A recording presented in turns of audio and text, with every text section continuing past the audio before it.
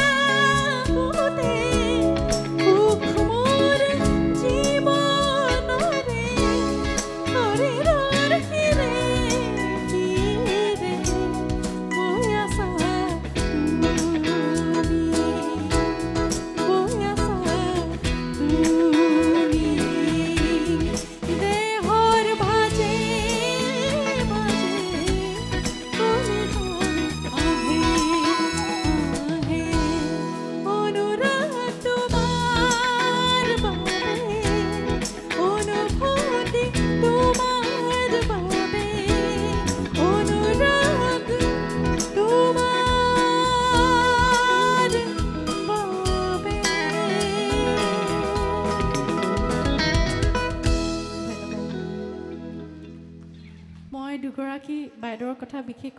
প্ৰথম দ্বিতীয় শাৰীত দুগৰাকী যে বহি আছে, মানে ইমান ধুনীয়াকৈ হাঁহি আছে, উৎসাহ দি আছে। দুগৰাকী চশমাই পিন্ধি আছে বাৰু। আচলতে যেতিয়া মঞ্চত গাই থকা হয় তেতিয়া দৰ্শকৰ শাৰীৰ পৰা কোনোবাই যেতিয়া উৎসাহ জগাই থাকে তেতিয়া গাই দুগুণে উৎসাহ পোৱা যায়। তো মই আপোনালোকক এই দুগৰাকীক এবাৰ উঠি দিবলৈ অনুৰোধ জনাইছোঁ। হাঁহি আছে এগৰাকী একদম ধুনীয়াকৈ। এবাৰ বাইদেউ উঠি দিলে বৰ ভাল পাম। একো নহয়, আপুনি আৰু ওচৰৰ বাইদেউগৰাকীকো আপুনি এবাৰ উঠি দিলে বৰ ভাল পাম।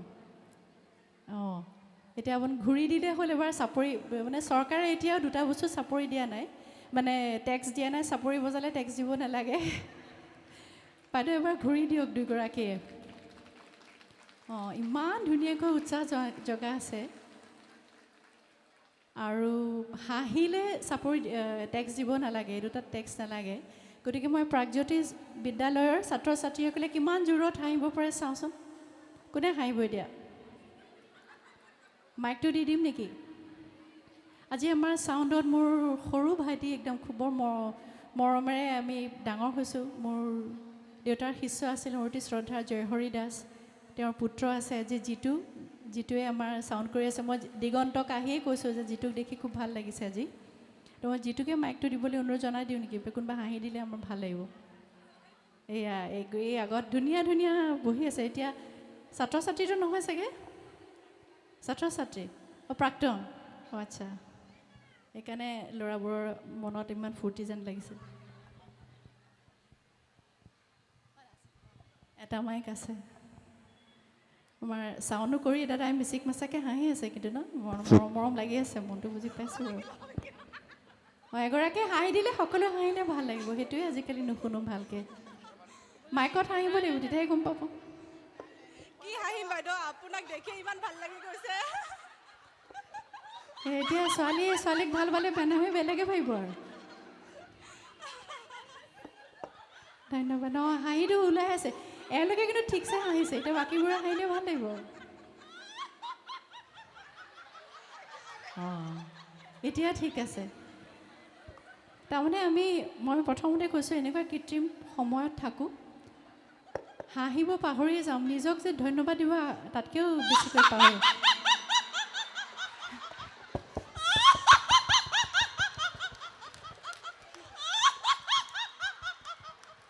একেদক আপুনি এতিয়া মানুহে চাব বিচাৰিব নহয় কোনে ইমান ধুনীয়াকৈ হাঁহিলে বাইদেউ আপুনিও এবাৰ থিয় হ'লেও ভাল পাম অঁ টেক্স দিয়া নোহোৱা চাপৰি অশেষ ধন্যবাদ বাইদেউ মই অনুষ্ঠান সামৰিম বিহু এটি গাই কিন্তু তাৰ আগত যিসকল বাদ্যযন্ত্ৰী আচলতে মই আজি একেবাৰে মই বেণ্ড নোহোৱাকৈ আহিছোঁ মোৰ নিজৰ বেণ্ড নাই কিন্তু যিসকলে বজাই আছে মঞ্চত আমাৰ দৰে শিল্পী বাদ্যযন্ত্ৰীসকল যেতিয়া নাথাকে তেতিয়া আমাৰ দৰে শিল্পীৰ আচলতে অস্তিত্বই নাই গতিকে যিসকলে আজি আপোনালোকৰ এই গোটেই অনুষ্ঠানটো বিভিন্ন শিল্পীৰ লগত আজি বজাব মোৰো সৌভাগ্য মোৰ লগত তেওঁলোকে বজাই আছে মই এবাৰ সকলোকে চিনাকি কৰি দিব বিচাৰিছোঁ মই গোটেইকেইগৰাকীকে আগতীয়াকৈ মই ক'ম আগত আহি যাব লাগে এক্স বুলি নকওঁ বৰ বেয়া শুনি দেই জিতু দাদা আজি গোটেই অনুষ্ঠানটো এওঁলোকে প্ৰত্যেকজনৰ লগতে বজাব মই চিনাকি কৰি দিম এবাৰ গীটাৰত আছে কৈলাশ শৰ্মা কৈলাশ পৰ্বতৰ পৰা নামি অহা নাই কিন্তু ইয়াতে থাকে ওচৰতে মই মাইকটো মই নিজে দি যাওঁ এইজন ল'ৰাৰ লগত মই জীৱনত চাগে ইমান কাজিয়া কাৰো লগত কৰা নাই যিমান কাজিয়া এইজন ল'ৰাৰ লগত কৰিছোঁ মোৰ লগত বহুত বছৰ দিগন্ত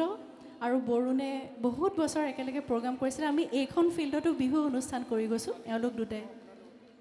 প্ৰথম মোৰ লগতে আৰম্ভ কৰা দুয়োজনে কিন্তু একোৱেই নাজানিছিলে তেতিয়া মই শিকাই বুজাই মানে মোৰ নিজৰ দামটো বঢ়াই লৈছোঁ ধন্যবাদ এয়া দিগন্ত বনিতক আপোনালোকৰ অতি চিনাকি সাংঘাতিক ধুনীয়া বজায় আৰু এইজন মানুহৰ কথা কি ক'ম আমাৰ সৌভাগ্য আচলতে প্ৰদীপ দাক আমি ইমান ওচৰতে পাইছোঁ সাংঘাতিক ধৰণৰ মানুহ এজন কি বুলি কওঁ তেওঁ বাহিৰে কি বুলি কওঁ জোনাক নমাই আনিব পৰা মানুহ আমাৰ সৌভাগ্য তেওঁ আমাৰ লগত আছে প্ৰদীপ ডেকা বৰুণৰ নামটো মই মাইকটো দিয়ে দিছোঁ মোৰ নাম বৰুণ দাস অঁ এইবোৰ মোক ক'ব দিছে প্ৰদীপ দাই সকলোবোৰ কাম প্ৰদীপ দা আচলতে যিমানবোৰ আমি ষ্টুডিঅ'ত কাম কৰোঁ প্ৰদীপ দা প্ৰত্যেকটো মোৰ কামতে থাকে এওঁলোক সকলো থাকে এয়া জিতু দা ধন্যবাদ অঁ জিতু দাৰ কথা মই অলপ বেলেগ ধৰণে ক'ব লাগিব এবাৰ আমি অনুষ্ঠান কৰিছিলোঁ পাঠশালাত তাতে আগলি পাহৰে গগনা বজাই সেই গীতটো লৈছিলোঁ মই গাইছিলোঁ সেইটো একদম ঢোলকি তাবলাৰ গীত যেতিয়া মই গানটোৰ পিছৰডোখৰ যেতিয়া গাই আছোঁ হঠাৎ ঢোলকি তাবলাৰ চাউণ্ডটো নাইকিয়া হৈ গ'ল মই ঘূৰি চাইছোঁ জিতু দা নাই ভাবি আছোঁ ক'ত গ'ল ইমান ইফালে তাবলাটো পৰি গ'ল কি হ'ব জিতু দাৰ তাৰমানে বজাই গীতটো শুনি ইমান ভাল লাগিছে এটা সময়ত তেওঁ ঢোলকি আৰু তাবলা থৈ অডিয়েঞ্চৰ চাউণ্ডৰ ওচৰত গৈ আমাৰ ফালে চাই আছে মই এইটো হঠাৎ ষ্টেজৰ পৰা দেখিছোঁ বজাব এৰি তাত চাই আছে মই জিতু দাক কৈছোঁ জিতু মাতি আছোঁ বজাব লাগিছিলে জিতুৱে কৈছে নহয় পিছত কৈছে নহয় মোৰ ইমান ভাল লাগিল তেওঁ ইমান ভাল লাগিল বজাব পাহৰি তাতে উঠি গৈছে সেয়া আমাৰ জিতু দা আশীৰ্বাদ কৰিব ধন্যবাদ হা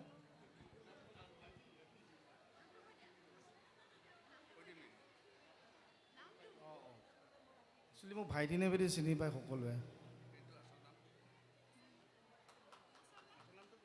আচল নামটো ডিম্বেশ্বৰ বৰুৱা নাৰ্ভাছ কৰিছে আপোনালোকক এবাৰ অনুৰোধ জনাইছোঁ এবাৰ হাত চাপৰি এওঁলোকৰ কাৰণে এওঁলোক সুস্থ হৈ যেতিয়ালৈকে থাকিব শিল্পীসকলে সিমান ধুনীয়াকৈ তেতিয়ালৈকে গীত গাই থাকিব পাৰিব ধন্যবাদ প্ৰতিজনকে আৰু একেবাৰে শেষত মই অকণমান বিহু গাই অনুষ্ঠান সামৰিম